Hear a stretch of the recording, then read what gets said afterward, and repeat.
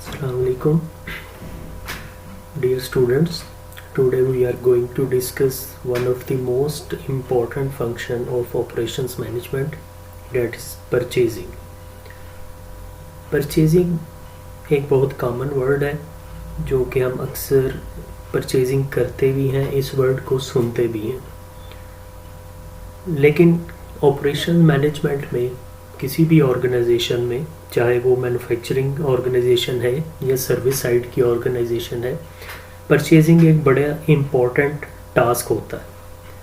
Purchasing is actually responsible for obtaining the material, parts and services needed to produce a product और to provide a service. बहुत सारी organisation में एक purchasing department होता है, proper purchasing committee होती है जो कि रॉ मटेरियल को परचेज करती है। अब ये बहुत ज़्यादा इम्पोर्टेंट है परचेजिंग जो है। क्यों?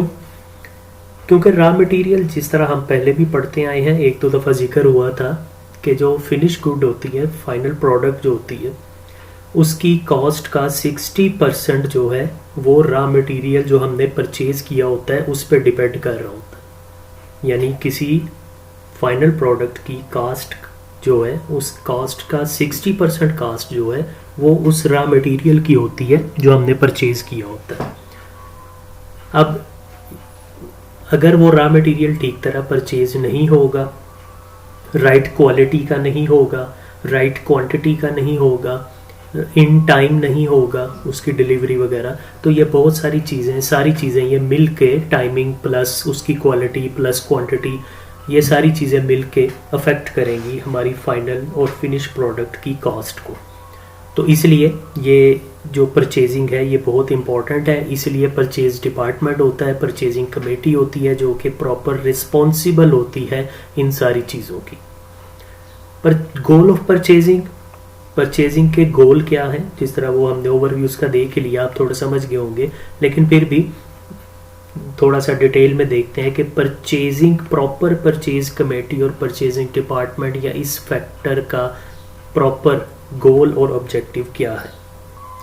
जी, गोल क्या है? सबसे इम्पोर्टेंट गोल परचेजिंग का यही है कि आपके जो आपने परचेजिंग प्लान डेवलप करने हैं अपनी प्रोडक्शन के लिए और सर्विसेज के लिए। प्रॉपर प्लानिंग सेट की जाती है कि हम किन किन चीज़ों की परचेजिंग करेंगे, कब करेंगे और किससे करेंगे, किन किन लोगों से हम जो है कोटेशंस लेंगे, परचेजिंग किस तरह करेंगे, डायरेक्ट करेंगे या उसके लिए कोई टेंडर वगैरह दिए जाएंगे, फिर बिड होगी। ये डिफरेंट स्ट्रेटजीज़ हैं जो कि हमने सेट करनी होती हैं पहले से ही। तो ये सारे परचेजिंग गोल्स हैं। Purchasing selects suppliers, negotiates contracts, establishes alliances and acts as a liaison between suppliers and various internal departments। ठीक है, तो these are the few goals or objectives of purchasing। जी ठीक है। नेक्स्ट है importance of purchasing। why purchasing is so important in operations and production management or in any type of organization। Purchasing इसलिए important है कि हमने एक बड़ा important topic पढ़ा था सप्लाई चेन मैनेजमेंट का, आपको याद होगा। उस सप्लाई चेन मैनेजमेंट को प्रॉपरली इम्प्लीमेंट करने के लिए और क्वालिटी इम्प्रूवमेंट के लिए, लीन प्रोडक्शन के लिए और आउटसोर्सिंग के लिए, ये सारी इम्पॉर्टेंट चीज़ें जिसके लिए हमें परचेजिंग करनी पड़ती है। लीन प्रोडक्शन क्या है? लीन प्रोडक्शन एक ऐसी प्रोडक्शन होती है जिसमें हम अपनी वेस्ट को कट करते हैं ताकि हमारी जो कॉस्ट है वो कंट्रोल में रह सके।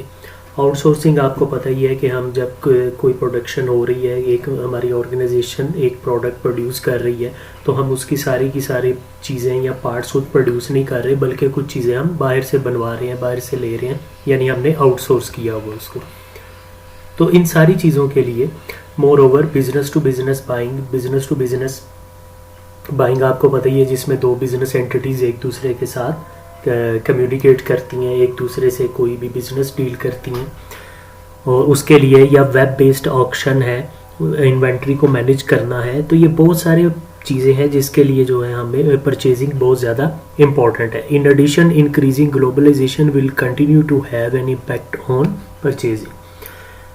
ये भी आपको पता ही है कि ग्लोबलाइजेशन हो चुकी है, इंटरनेट की वजह से ये दुनिया एक ग्लोबल विलेज बन गई है। बहुत सारे बिजनेसेस अब वर्ल्ड वाइड हो चुके हैं। बहुत से लोग जो हैं वो यहाँ गुजरांवाला में छोटे शहरों में बैठ के दूसरे मुल्कों से काम कर रहे हैं, इंपोर्ट कर रहे हैं, एक्सपोर्ट कर रहे हैं। तो because of this globalization proper purchasing has become very vital और इम्पोर्टेंट। तो ये तो होगी इम्पोर्टेंस परचेजिंग की।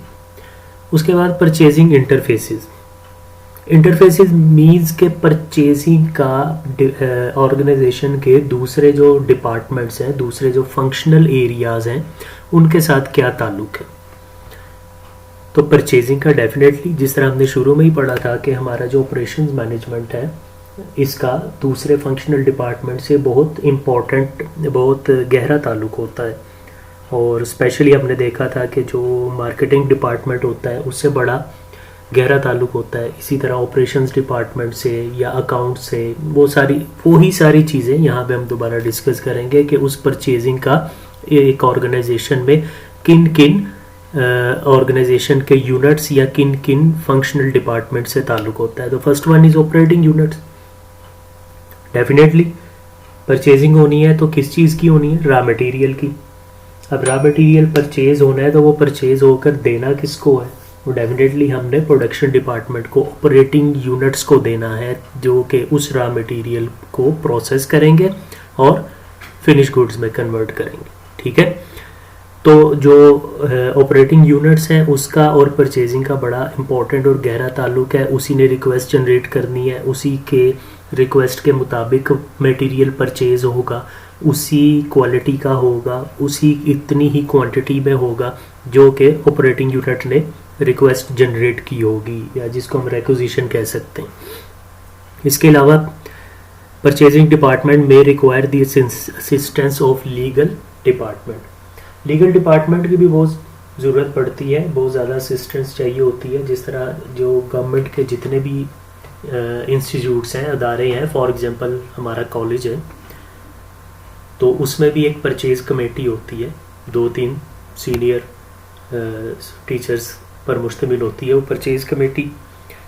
कोई भी चीज़ जब परचेज़ होनी है तो उसकी कुछ लीगल ऑब्लिगेशंस है, गवर्नमेंट की तरफ से दी गई हैं, उनको सामने रखते हुए हम परचेज़ करते हैं। अगर उसको फॉलो नहीं करेंगे, उससे हट के हम कोई चीज़ परचेज़ कर लेंगे या उससे हट के किसी और तरीके से परचेज़ कर लेंगे, तो वो बाद में फिर ऑडिट वगैरह में मुश्किल हो सकती है हमें। तो इसलिए जो लीगल डिपार्टमेंट होता है उसकी और परचेजिंग का बहुत क्लोज इंटरफेस है।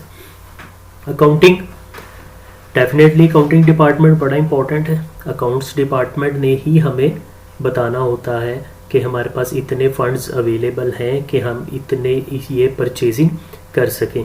अगर अवेलेबल हैं तो कितने हैं, किस हेड में हम इस चीज़ को परचेज़ करेंगे। फॉर एग्जांपल हमने नए कंप्यूटर्स ख़रीदने, अब नए कंप्यूटर ख़रीदने, इसमें पहली लीगल ऑब्लिगेशन ये है कि हम हमेशा नए कंप्यूटर ही ख़रीदेंगे, हम यूज्ड सेकंड हैंड कंप्यूटर्स नहीं ख़रीद सकते। ठीक है, ये अब हमें कौन बताएगा? लीगल डिपार्टमेंट हमें बताएगा कि आपने जब कोई चीज़ परचेज़ करनी है तो वो बिल्कुल ब्रांड न्यू होनी चाहिए, सेकंड हैंड यूज़ का कोई कॉन्सेप्ट नहीं। अकाउंट्स डिपार्टमेंट हमें बताएगा कि आपने परचेज़ करनी है तो हमारे पास फॉर एग्जांपल कंप्यूटर या आईटी के हेड में इतना फंड, इतने पैसे पड़े हुए हैं, हम इतने की परचेजिंग कर सकते हैं। इतने की परचेजिंग हम कोटेशन के बगैर कर सकते हैं, इतने तक की परचेजिंग के लिए कोटेशन लाजमी चाहिए होगी।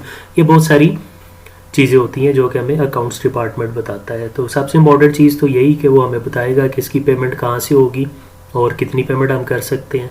हमने जो है उनको चेक्स की सूरत में करनी है, कैश करनी है, या उनका साथ हमें NTN नंबर चाहिए, सेल्स टैक्स नंबर चाहिए जिससे परचेजिंग कर रहे हैं। ये बहुत सारी चीज़ें होती हैं जो कि अकाउंट्स डिपार्टमेंट हमें बताता जी।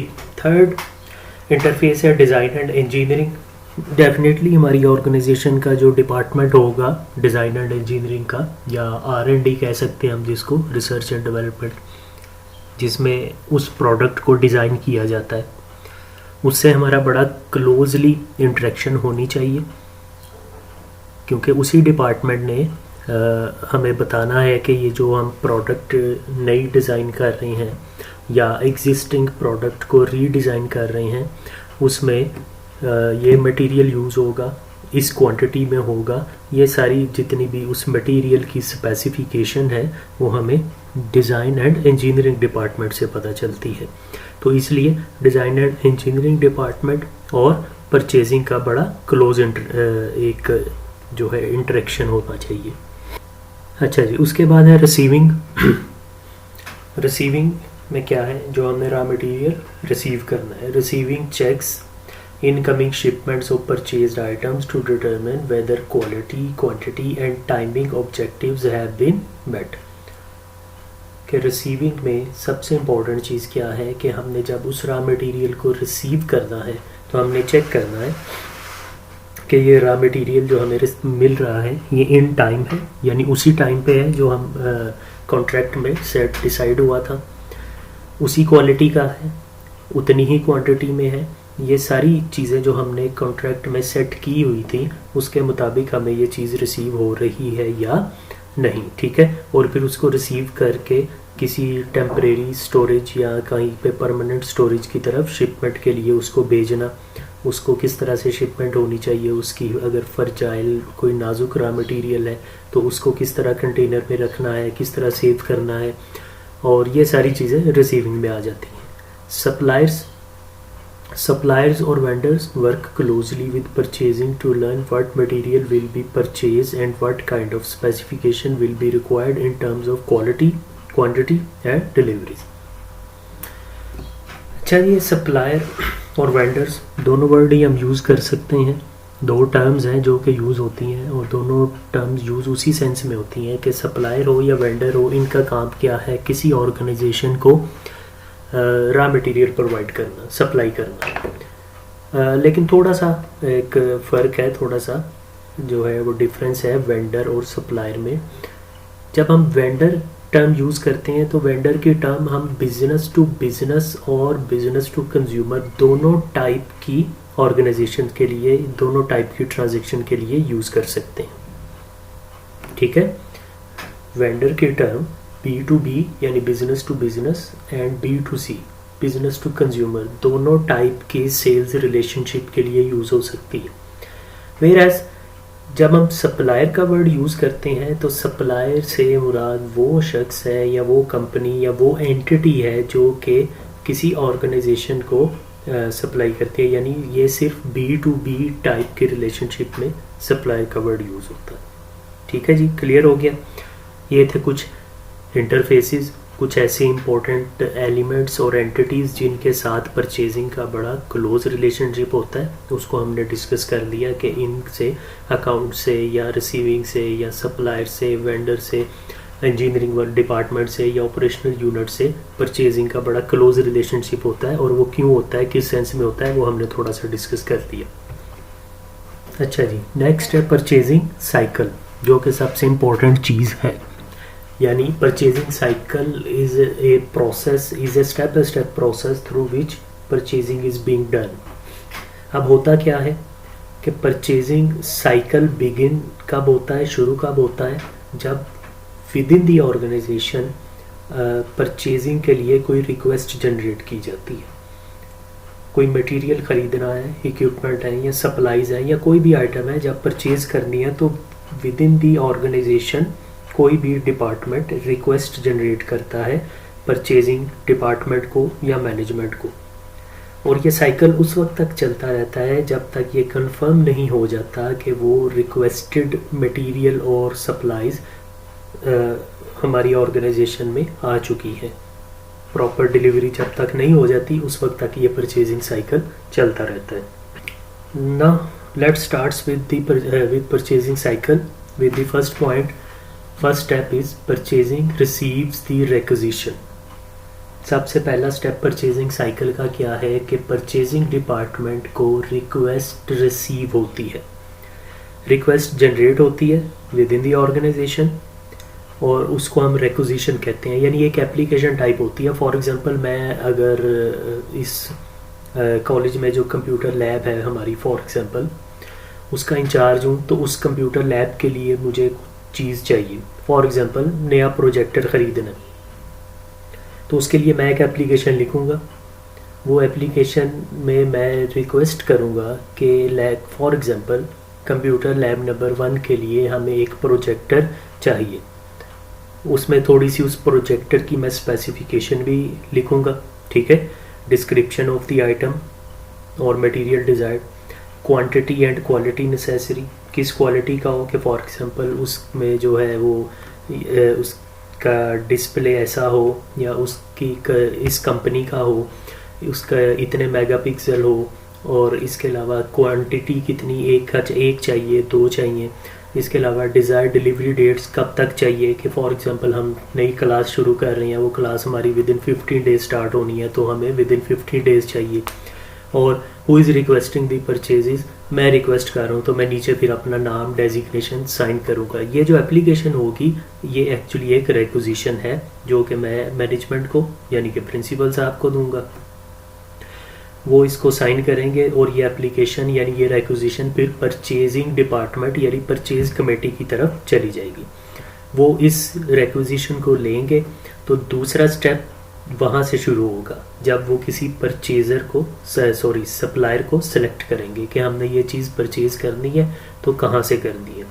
उसके लिए मुख्तलिफ सप्लायर्स होंगे, हमारे पास पहली लिस्ट होगी कि हमने जी लास्ट टाइम कुछ परचेजिंग की थी, तो वो हमने किस दुकानदार से किस सप्लायर से की थी, उनकी लिस्ट होगी, उनसे कांटेक्ट किया जा सकता है, या कोई नए सप्लायर्स नए वेंडर से भी कांटेक्ट किया जा सकता है, फिर उनका रेट कंपैरिजन किया जाएगा, ठीक है। तो ये सारी चीज़ें इस सेकंड प्रोसेस में आ जाती हैं, परचेजिंग सिलेक्ट्स अ सप्लायर, इस सप्लायर वाले में। चलिए सेकंड स्टेप में परचेजिंग साइकिल के क्या हुआ कि हमने एक परचेज़र को परचेज़र कह रहा हूँ बार बार, सप्लायर को सिलेक्ट कर लिया। अब परचेज कमेटी और परचेज डिपार्टमेंट, और सिंपली हम परचेजिंग कह देते हैं इसको, purchasing places the order with a vendor. तीसरा स्टेप है इस साइकिल का, जिसमें हमने जो एक चूज़ कर लिया है अपने सप्लायर और वेंडर को, उसको हमने ऑर्डर प्लेस कर दिया, उस प्रोजेक्टर का या कोई भी चीज़ हो सकती है। उसके साथ हमने एग्रीमेंट प्रॉपर कर लिया कि हमें इस चीज़ को इस डेट को ये चीज़ मिल जाएगी और इस डेट को आपको पेमेंट हो जाएगी चेक की शक्ल में। आपको जब पेमेंट होगी उससे पहले आप हमें साथ ये चीज़ें प्रोवाइड करेंगे, उसमें उनका NTN नंबर होगा, उनका सेल्स टैक्स नंबर होगा, कोटेशंस होंगी और बिल वगैरह, इस किस्म की कुछ चीज़ें हैं वो जो पहले ही हम उनसे सेट कर लेते हैं। अब आज का क्या होता है, ये तो सिंपल मैंने एक आपको जो है ना एक टेंजिबल डिस्क्रीट प्रोडक्ट की एग्जांपल दे दी आपको, जो कि एक मल्टीमीडिया प्रोजेक्टर है।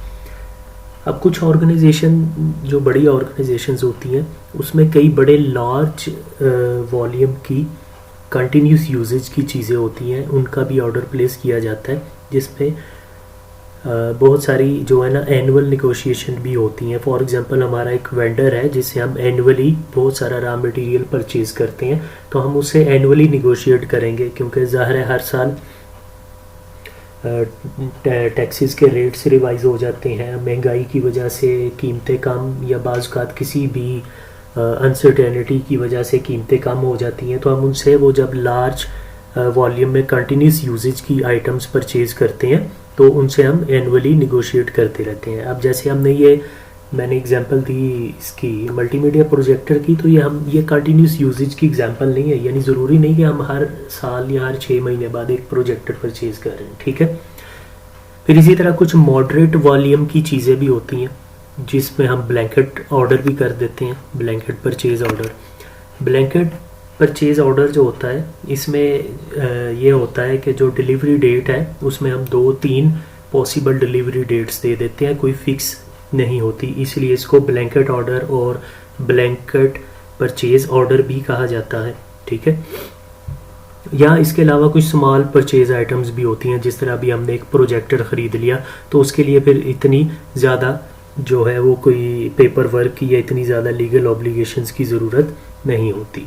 ठीक है जी, ये थर्ड साइकिल का परचेजिंग साइकिल का थर्ड स्टेप है, जिसमें हमने वेंडर को चूज़ करके वेंडर को ऑर्डर प्लेस किया और वो उसमें जो डिफरेंट कुछ एक्टिविटीज़ हैं, कुछ लवाजमात हैं उसको पूरा किया। फोर्थ स्टेप है जी मॉनिटरिंग ऑर्डर्स। ये मोस्टली उस वक्त किया जाता है जब हमने बहुत लार्ज क्वांटिटी में, लार्ज वॉल्यूम में कोई आइटम का ऑर्डर दिया हुआ है जिसको बनने में, तैयार होने में कुछ टाइम लगेगा। फॉर एग्जांपल हमने कोई फर्नीचर का ऑर्डर दे दिया, नए क्लासरूम बन गए कॉलेज में, उसके लिए हमें नया फर्नीचर चाहिए, तो उसके लिए हमने किसी भी वेंडर को ऑर्डर प्लेस कर दिया हुआ है। अब उसको डेफिनेटली 1 माह या 2 माह जितना भी उसने टाइम दिया है वो लगेगा। तो हम टाइम बाय टाइम वहाँ पे जाके विज़िट करते रहेंगे परचेजिंग डिपार्टमेंट वाले, और उसको मॉनिटर करते रहेंगे कि हमने जो इस वेंडर को ऑर्डर दिया हुआ है वो कहाँ तक पहुँचा है, वो तैयार हो रहा है, किस स्टेज पर है, उसमें उसने किस किस्म का मटेरियल यूज़ किया है। ये सारी चीज़ें हम वहाँ पर जाके चेक करते रहेंगे, रूटीन का एक फॉलोअप लेते रहेंगे, फिज़िकली विज़िट करके भी या टेलीफोनिकली भी, किसी भी तरीके से। तो ये मॉनिटरिंग ऑर्डर्स में आ जाएगा। Fifth one is receiving orders. ये जैसे अभी हमने ऊपर देखा था कि इसके जो ऑब्जेक्टिव्स हैं उसमें रिसीविंग, जिसमें हमने जब शिपमेंट करनी है, रिसीव करना है उसको, तो हमने उसको प्रॉपरली चेक करना है कि ये क्या उसी क्वालिटी का है, उसी क्वांटिटी का है और उसी डेट पर आ रहा है, उसी रेट पर आ रहा है। तो these are some ingredients of receiving orders activity. तो ये सारी चीज़ें हमने यहाँ पर इसमें चेक करनी होती हैं कि receiving must check information shipments for quality and quantity. It must notify purchasing, accounting and the operating unit that requested the goods, के जो जिस डिपार्टमेंट ने रिक्वेस्ट की थी, फॉर एग्जांपल मैंने रिक्वेजिशन दी थी कि एक मल्टीमीडिया प्रोजेक्टर चाहिए, तो जब वो चीज़ रिसीव हो जाएगी तो वो एंड पर मुझे इन्फॉर्म किया जाएगा, क्योंकि रिक्वेस्ट करने वाला मैं था, और वो चीज़ फिर मेरे हैंड ओवर कर दी जाएगी और उसको बाकायदा नोट किया जाएगा कि ये चीज़ इस डेट को इस बंदे के हवाले की गई यूज़ करने के लिए या किसी भी मकसद के लिए। जी स्टूडेंट्स, क्लियर है यहाँ तक? ये तो था परचेजिंग का इंट्रोडक्शन, जिसमें हमने परचेजिंग को डिफ़ाइन किया, उसका गोल डिस्कस किया, उसकी इम्पोर्टेंस डिस्कस की और कुछ इंटरफेसेस हमने डिस्कस किए, और फिर हमने इम्पोर्टेंट चीज़ जो थी वो परचेजिंग साइकिल को डिस्कस किया। Now what is purchasing policy?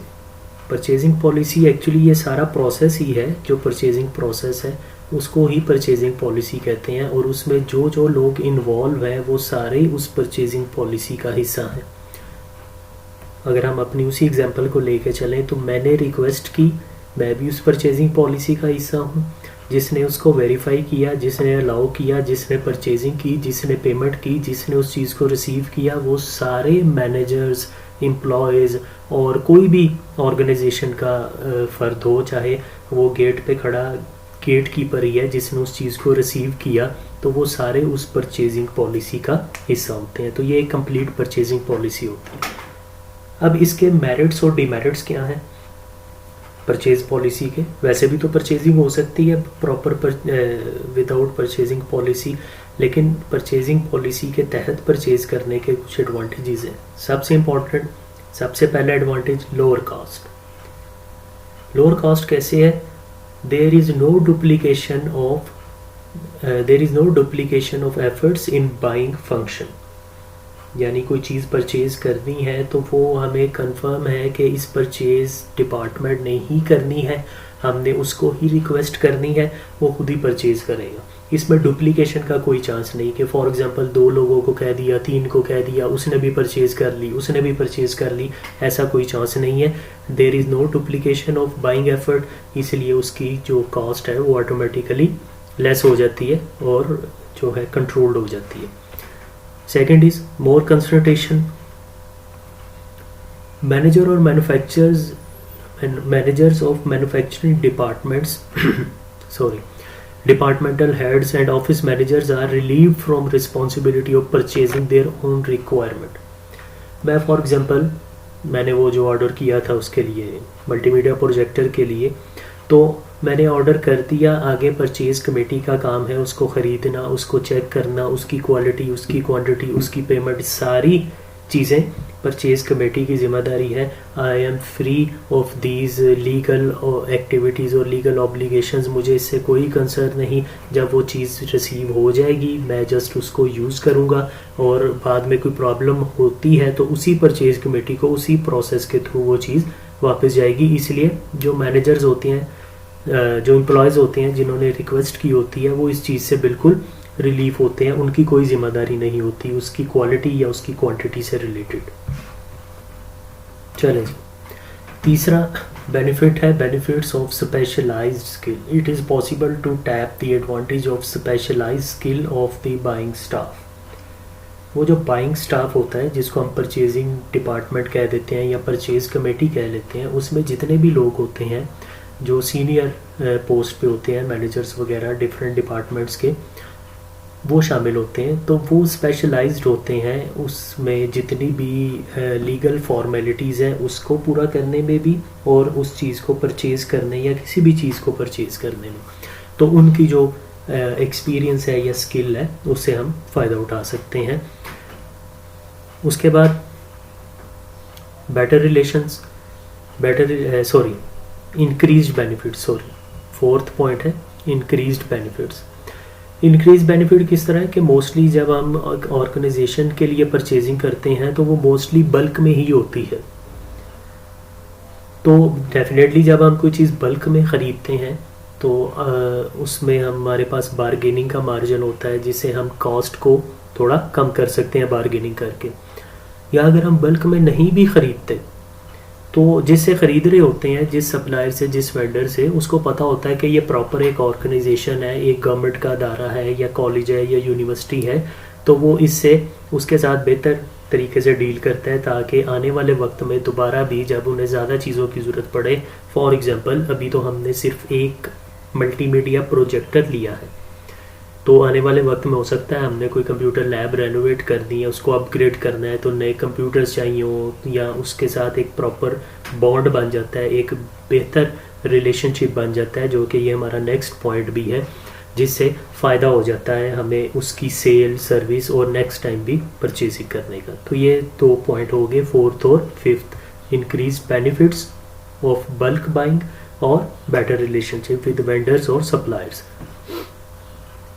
6 is standardize procedure. जैसे मैंने आपको पहले कहा कि हमने कोई घर के लिए चीज़ ख़रीदनी है तो कोई स्टैंडर्डाइज प्रोसीजर नहीं है। हम बाज़ार जाते हैं, जो चीज़ पसंद आती है ख़रीद के घर ले आते हैं। लेकिन जब हम किसी ऑर्गेनाइजेशन में होते हैं, किसी गवर्नमेंट ऑर्गेनाइजेशन में, किसी प्राइवेट में, या किसी मैन्युफैक्चरिंग या सर्विस किसी भी टाइप के ऑर्गेनाइजेशन में, तो then there are some standard procedures that we have to follow while purchasing. तो उसको जब हम स्टैंडर्डाइज्ड प्रोसीजर्स को फॉलो करते हैं तो डेफिनेटली हमारे पास बेहतर क्वालिटी, बेहतर क्वांटिटी की स्टैंडर्डाइज्ड चीज़ें हमें मिलती हैं, और बाद में जो कुछ लीगल ऑब्लिगेशंस होती हैं, लीगल फॉर्मेलिटीज़, ऑडिट वगैरह से, उससे भी हम बच जाते हैं if we have followed a standardized procedure. 7th is reduced carrying cost. Carrying cost reduce हो जाती है। कैसे? The minimum levels of inventory are not maintained at different centres but a centralized centre which reduces investment in inventories along with the other incidental storing cost. Mostly organization जितनी भी होती हैं उनका जो गोडाउन या जो स्टोर रूम होता है वो एक सेंट्रलाइज्ड प्लेस होती है उनकी रॉ मटेरियल के लिए या गुड्स के लिए। तो जो ट्रांसपोर्टेशन होती है वो पता होता है कि सप्लायर्स को और वेंडर्स को कि हमने इनकी ट्रांसपोर्टेशन उस जगह पे करनी है, और वो फिक्स होता है रेट उसका, या फिक्स पहले से ही किया होता है कि जो भी ट्रांसपोर्टेशन कास्ट होती है। तो जब हम पहले से फिक्स कर लेते हैं, क्योंकि बल्क में रूटीन में चीज़ें आनी होती हैं, ट्रांसपोर्टेशन होनी होती है, तो वो जो कैरिंग कॉस्ट है हमारी या ट्रांसपोर्टेशन कॉस्ट है, ये दोनों 7th और 8th पॉइंट एक जैसे ही हैं, रिलेटेड है एक दूसरे से, वो डेफिनेटली रिड्यूस हो जाती है। तो जो ट्रांसपोर्टेशन कॉस्ट पर यूनिट जो है वो तो बिल्कुल ही कम हो जाती है। एक यूनिट हम जब मंगवाते हैं, जिस तरह अक्सर हम ऑनलाइन चीज़ें मंगवाते हैं, तो हम एक फॉर एग्जांपल हमने कोई हैंड बैग मंगवा लिया, तो वो एक हैंडबैग मंगवाएंगे उसकी भी ट्रांसपोर्टेशन कॉस्ट वही है, अगर हम 2-3 मंगवाएंगे तो उसकी भी ट्रांसपोर्टेशन कॉस्ट वही है। तो इसी तरह जब मोस्टली बल्क में चीज़ें ट्रांसपोर्ट हो रही होती हैं तो पर यूनिट कॉस्ट जो है वो फिर काफ़ी ज़्यादा रिड्यूस हो जाती है जी। उसके बाद ये लास्ट 3 एडवांटेजेस है, बेनिफिट्स हैं, इसको ज़रा देख लीजिएगा, पढ़ दीजिएगा, कोई इसमें ज़्यादा प्रॉब्लम मुश्किल नहीं। मिसलिनियस कॉस्ट रिडक्शन है, there are other several type of cost जो कि रिड्यूस हो जाती हैं, जिस तरह ऑर्डर प्लेस करने की, रिसीविंग की, इंस्पेक्शन की, ये बहुत सारी कॉस्ट हैं जो कि रिड्यूस हो जाती हैं बल्क में परचेजिंग करने से। Fixed liability as the responsibility centre is fixed, वो जो सेंटर है हमारा सेंट्रलाइज स्टोरेज जो है जहाँ पर रॉ मटेरियल सारा आना है, ये सारी उसी की लाइबिलिटी, उसी की रिस्पॉन्सिबिलिटी होती है कि वो उन चीज़ों को किस तरह स्टोर कर रहा है, स्टोर से किस तरह इशू हो रही हैं, तो ये भी एक बहुत बड़ा एडवांटेज है। और डिपार्टमेंटल एडजस्टमेंट भी है कि intersection requirements of material can be easily adjusted, कि वो एक ही ऑर्गेनाइजेशन के डिपार्टमेंट्स में आपस में भी बहुत सारी चीज़ें जो है, बहुत सारी रिक्वायरमेंट्स उसको एडजस्ट किया जा सकता है। तो these are the few advantages और बेनिफिट्स ऑफ परचेजिंग पॉलिसी जो भी हमने डिस्कस किए। अब नेक्स्ट हम देखते हैं कि परचेजिंग पॉलिसी के कुछ डिसएडवांटेजेस भी हैं, वो क्या है। डेफिनेटली हर चीज़ के एडवांटेजेस भी होते हैं, डिसएडवांटेजेस भी, तो यूज़फुल चीज़ वही होती है जिसके एडवांटेजेस ज़्यादा होते हैं। तो purchasing policy is very useful activity in any type of organization, although it has some disadvantages, लेकिन इसके advantages ज़्यादा हैं।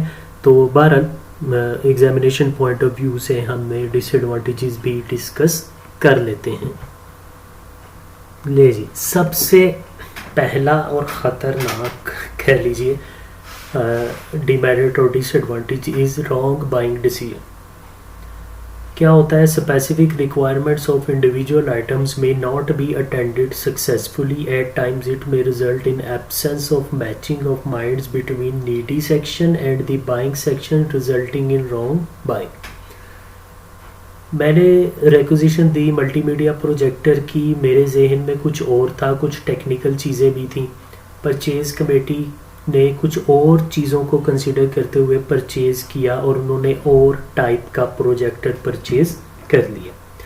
तो यानी डेफिनेटली कंप्लीटली एक रॉन्ग बाइंग होगी, गलत डिसीजन हो गया, गलत कंपनी का या गलत मॉडल का, कुछ भी ऐसा हो सकता है। Second, delay in order execution, delay तो पॉसिबल है, हर जगह पे डिले हो सकता है। सेंट्रलाइज स्टैंडर्ड प्रोसीजर्स में result in delaying in receiving the material. अब देखें, जब हम स्टैंडर्डाइज प्रोसीजर को फॉलो करेंगे किसी चीज़ को परचेज़ करने के लिए, तो जो चीज़ आप बाज़ार से, मार्केट से जाके विद इन 1 और 2 आवर्स परचेज़ कर सकते हैं by adopting a standardize procedure, हो सकता है उसको 2, 3, 4, 5, 6 दिन भी लग सकते हैं, ताकि क्योंकि सारी लीगल फॉर्मेलिटीज़ पूरी करनी है। Third, lack of expertise. अब जो परचेज कमेटी है या बाइंग स्टाफ है, हो सकता है उसमें कोई कंप्यूटर को, मल्टीमीडिया प्रोजेक्टर को टेक्निकली समझने वाला, जानने वाला कोई बंदा नहीं है। सारे सीनियर्स हैं, एक्सपीरियंस्ड हैं, लेकिन वो किसी के पास इतना एक्सपीरियंस नहीं या इतना जो है उनका टेक्निकल नॉलेज नहीं आईटी या किसी भी इलेक्ट्रॉनिक चीज़ को परचेज़ करने में या उस पर्टिकुलर प्रोडक्ट से रिलेटेड जो रिक्वेस्ट की गई है। तो डेफिनेटली वहाँ पे बाइंग स्टाफ को थोड़ा बहुत जो है वो वेंडर और सप्लायर डॉज करवा सकता है और रॉन्ग बाइंग हो सकती है। Local purchases. Fourth disadvantages, in case of multi-plant units located at distant places and receiving their requirements from centralized storing, it may not be possible to tap the local resources. हमारे organisation के different units हैं, for example distant locations पे हैं, जिस तरह Pepsi Cola का गुजरांवाला में आपको पता है 2 यूनिट्स हैं, तो वो डिस्टेंट लोकेशंस पे हैं, काफ़ी दूर दूर है। अब दोनों जगह पर जो उनको for example raw material provide हो रहा है वो एक ही सेंट्रलाइज्ड स्टोरेज जो प्लेस है, एक ही जो सेंट्रलाइज्ड गोडाउन है, स्टोर है, वहाँ से हो रहा है। तो it may possible to tap the local, may not be possible to tap the local resources. तो वो क्या है कि वो जो लोकल रिसोर्सेज अवेलेबल हैं हमारे आसपास ही, वो ओवरलुक हो जाते हैं बाज़ का, क्योंकि हम बाउंड है कि हमने उसी अपने सेंट्रलाइज स्टोरेज से ही चीज़ लेनी है। तो बाज़ का जो हमारे आसपास वो चीज़ अवेलेबल भी होती है लोकल रिसोर्सेज के थ्रू, लेकिन हम उसको अवेल नहीं कर सकते। Last disadvantage is negative effect on moral. अच्छा जी, ये लास्ट डिसएडवांटेज है जो कि थोड़ा सा सुनने में थोड़ा अजीब सा भी लगता है। Negative impact on moral of employees. For example, मेरी कंप्यूटर लैब है, मुझे मल्टीमीडिया प्रोजेक्टर चाहिए, लेकिन मैं परचेज़ नहीं कर सकता। मुझे रिक्वेस्ट करनी पड़ेगी परचेज़ कमेटी को, परचेज़ कमेटी मेरे लिए परचेज़ करके देगी। तो बाज़ का वो एम्प्लॉयज़ का मोरल थोड़ा डाउन हो जाता है। बहुत सारे जो है क्वेश्चंस ज़हन में आ जाते हैं कि मैं ख़ुद क्यों नहीं परचेज़ कर सकता, क्या ऑर्गेनाइजेशन को या मेरे डिपार्टमेंट को मेरे पे एतमाद नहीं है। ऐसी बहुत सारी चीज़ें हैं जो कि बाज़ का हमें अफेक्ट करती हैं, जिससे नेगेटिव इम्पैक्ट हो सकता है मोरल पर और परफॉर्मेंस पे। बहरहाल ये कोई इतना ज़्यादा इम्पोर्टेंट नहीं है, शुरू में होता है, लेकिन जब आप उस सिस्टम का हिस्सा होते हैं आपको पता चल जाता है कि इस ऑर्गेनाइजेशन में ये सिस्टम डेवलप हुआ है, हर काम इसी के मुताबिक होना है, थ्रू स्टैंडर्डाइज प्रोसीजर्स होना है, तो फिर आप इजीली उसको अडॉप्ट कर लेते हैं। So students, these were few demerits और डिसएडवांटेजेस ऑफ परचेजिंग पॉलिसी। उम्मीद है आपको क्लियर हो गए होंगे। कुछ एडवांटेजेस हमने देखे और ये कोई 4-5 डिसएडवांटेजेस थे जी। स्टूडेंट्स, लास्ट में ये एक छोटा सा पैराग्राफ है, परचेजिंग मैनुअल और गाइडलाइंस, इसको आप पढ़ लीजिएगा। मैनुअल और गाइडलाइन आपको पता ही है कि ये एक मैनुअल होता है, एक बुक की शक्ल में, एक किताबचे की शक्ल में कुछ गाइडलाइंस होती हैं हर ऑर्गेनाइजेशन की, कि परचेजिंग पॉलिसी क्या है, उसके क्या क्या स्टेप्स हैं, कौन कौन से रूल्स हैं, उसको किस तरह इम्प्लीमेंट किया जाता है। तो वो अवेलेबल होती है किसी भी ऑर्गेनाइजेशन में, एक ताकि जो भी एम्प्लॉयज़ हैं, जितने भी लोग हैं, उनको समझ आ जाए, आसानी से हेल्प हो जाए उनकी। परचेजिंग मैनुअल या गाइडलाइंस जो है एक इम्पॉर्टेंट टूल होता है जिससे हम परचेजिंग फंक्शन को ईजी कर सकते हैं और प्रॉपरली स्टैंडर्डाइज कर सकते हैं, और एक ख़ास रूटीन और एक ख़ास तरीके के मुताबिक उस सारी चीज़ को जो है स्ट्रीमलाइन कर सकते हैं। ठीक है जी, तो ये था जी टॉपिक हमारा आज का, परचेजिंग एंड परचेजिंग पॉलिसी, जिसमें हमने छोटी छोटी काफ़ी चीज़ें डिस्कस की। तो काइंडली इसको आप दोबारा पढ़ लीजिएगा, रिवाइज कर लीजिएगा। इसमें जो इम्पोर्टेंट चीज़ थी सबसे, वो परचेजिंग साइकिल है और परचेजिंग पॉलिसी के एडवांटेजेस और डिसएडवांटेजेस हैं। ठीक है जी, थैंक यू, अल्लाह हाफिज़।